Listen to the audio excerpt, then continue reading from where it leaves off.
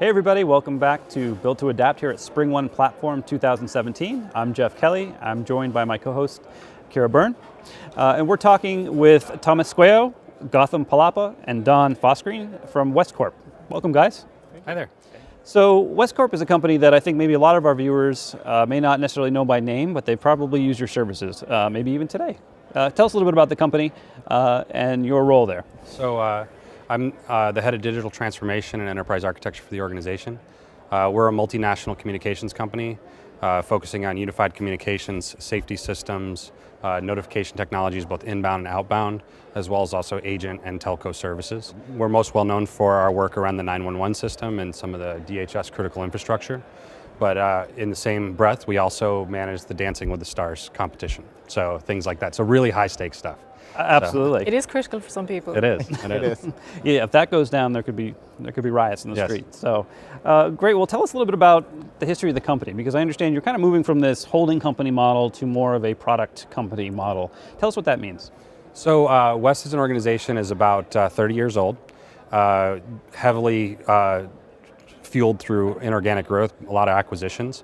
And what happens in that holding company model is that we collected a lot of assets over the last 30 years. And then what happens is that now we have an opportunity to kind of reconcile that in an operating model where we harden around a consolidated set of platforms and products. And that moves us from a services-based business to a product-based business. And that's really the fundamental shift that we're going through as an organization.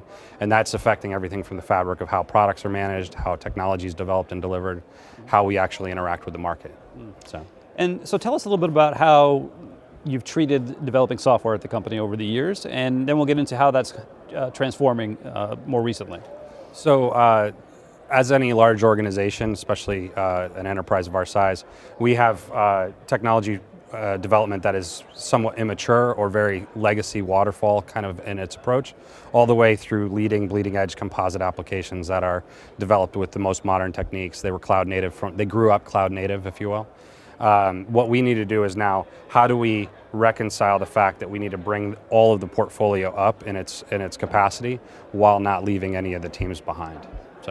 And how do you manage to do that at the same time as maintaining like critical services like 911? So that's like life and death services. Exactly. So I lead systems and platforms, and one of the things my engineers and my developers do is ensure that we maintain and make sure that our customers and our clients are always at as minimal risk as possible while we disrupt. So having patterns like strangler patterns and legacy platform transformation while we are still having business is very critical to us. So our engineers and developers actually do a phenomenal job starting to deconstruct the business layer from the technical layer and ensure that, at the end of the day, our clients are still happy with the platforms that we have.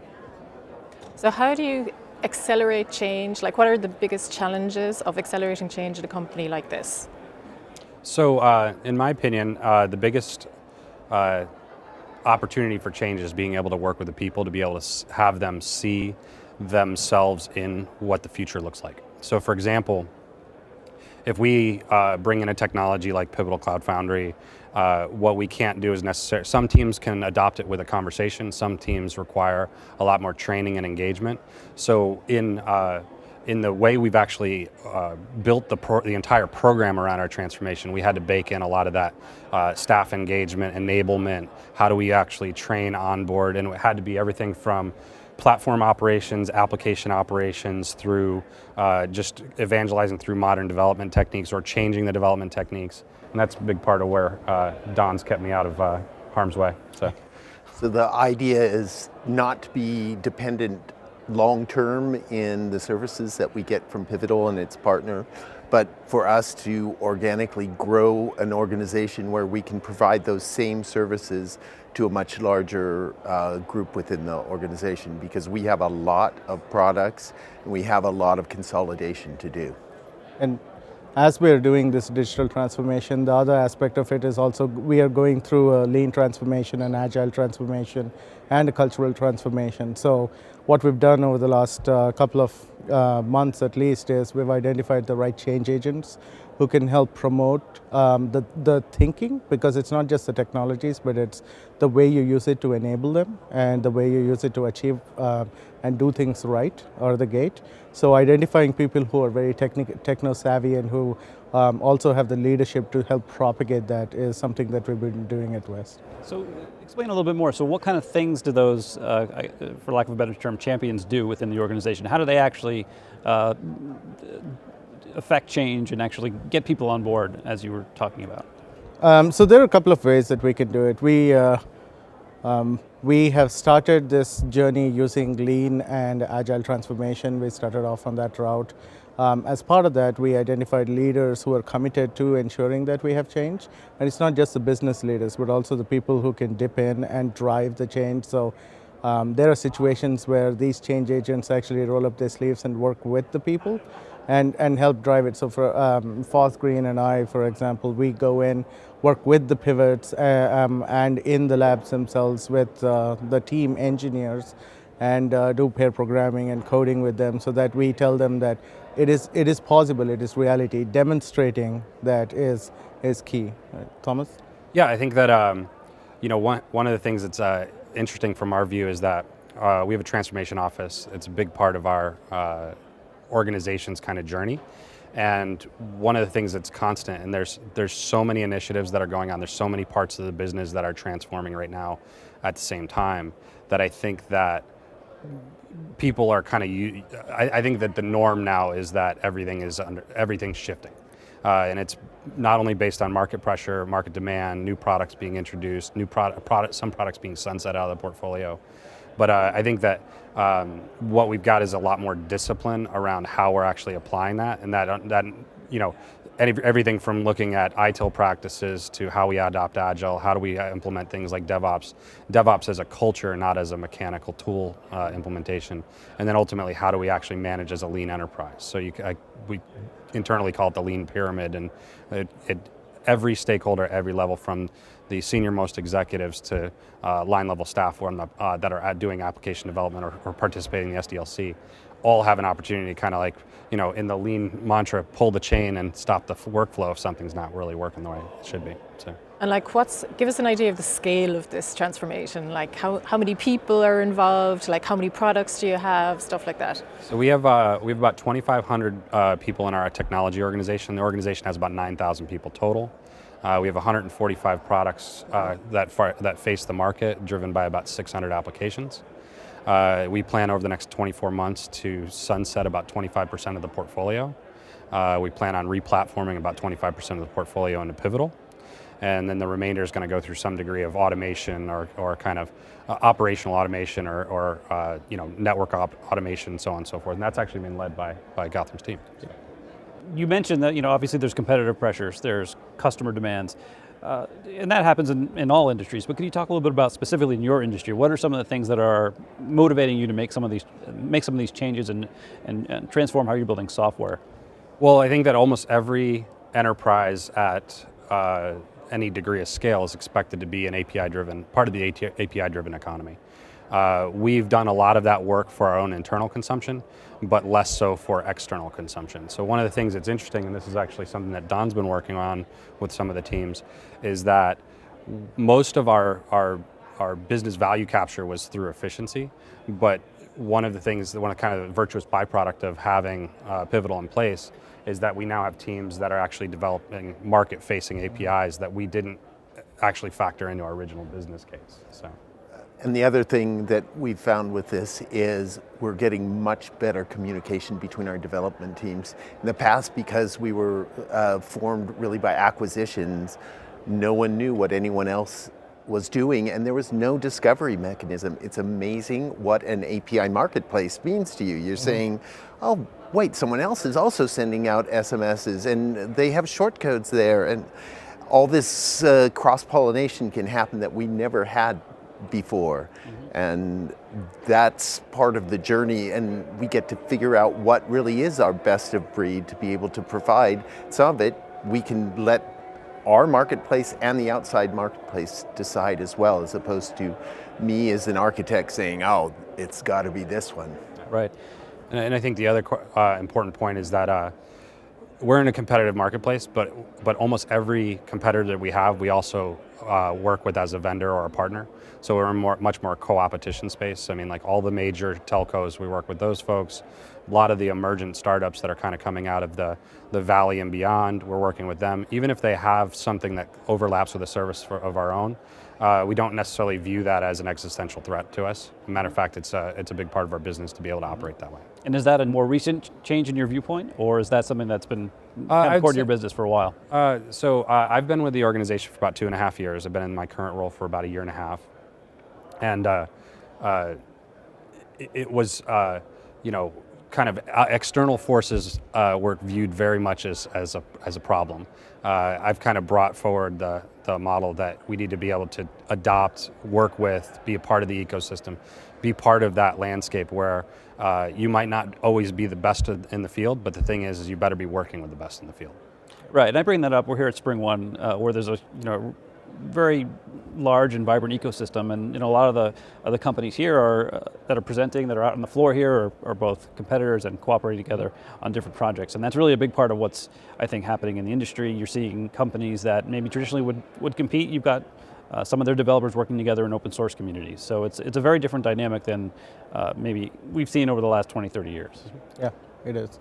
It is for sure. So I've been with the company for over 7 years now, and what Thomas says does ring true. In the past, it has been a little difficult to accept and absorb all these things, especially because we were a holding company and there are other factors involved. But while Thomas brings in the ability to start looking forward, being more nimble and agile and moving, we're also pushing the concept of validated learning and experimentation, things that we're doing at enterprise scale.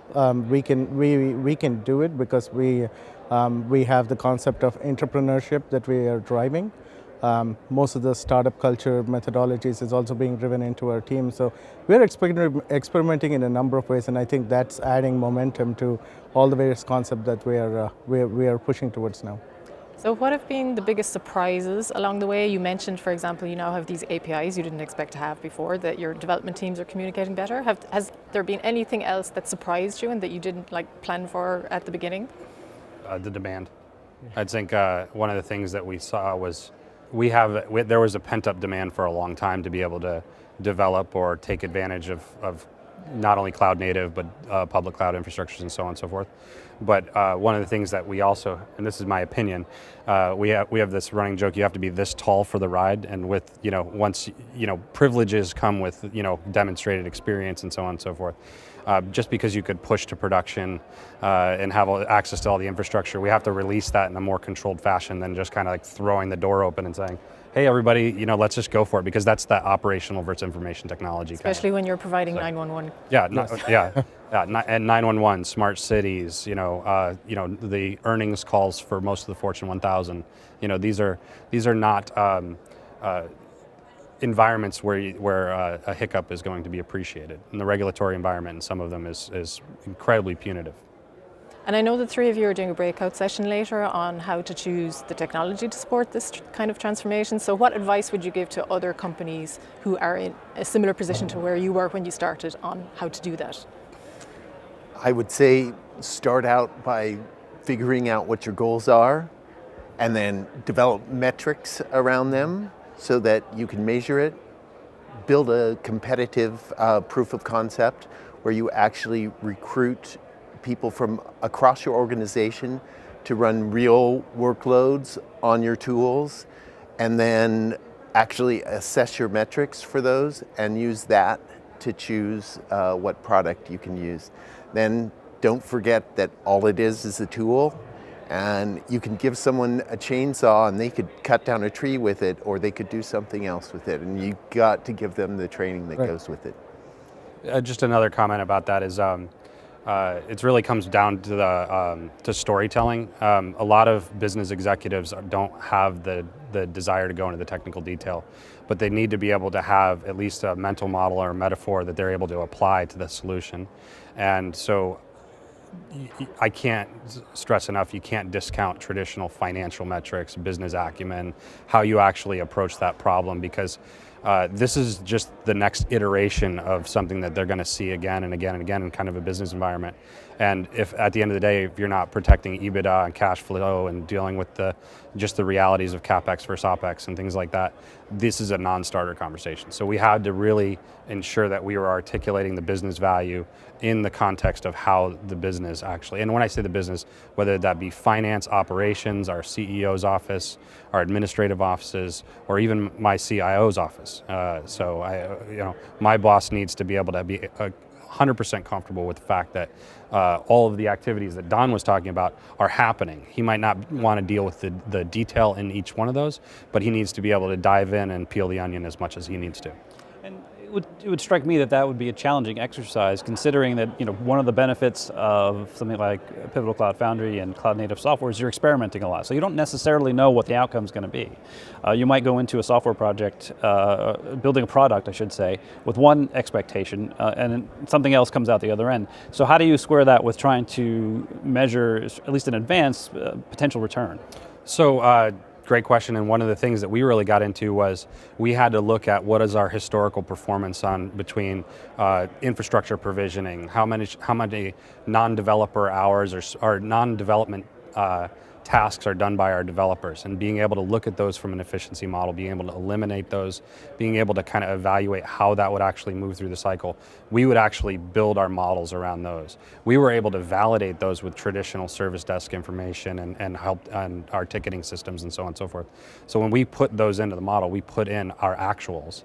And then what we did was we also looked at the work that Don did throughout the POC, and we actually modeled that as part of our expectations. So, there's kind of the building the business case, and then there's the delta between what those actuals are. So that delta is where we actually look at our opportunity. So we think about the worst case scenario is we get this much efficiency. The best case is this much efficiency. So we'll only promise this much. Right. So, from a product owner perspective, when we do continuous experimentation, we evaluate the different kinds of experiments we do, and then we take into consideration the KPIs, and we do a risk profile and try to extrapolate what kind of a risk we would get if we were successful, or reward that we would get at the end of that experiment, or what risk we would incur if it failed. And we then map it across and look at it whether we have to pivot or whether it actually is along the journey for the target of what we want to accomplish.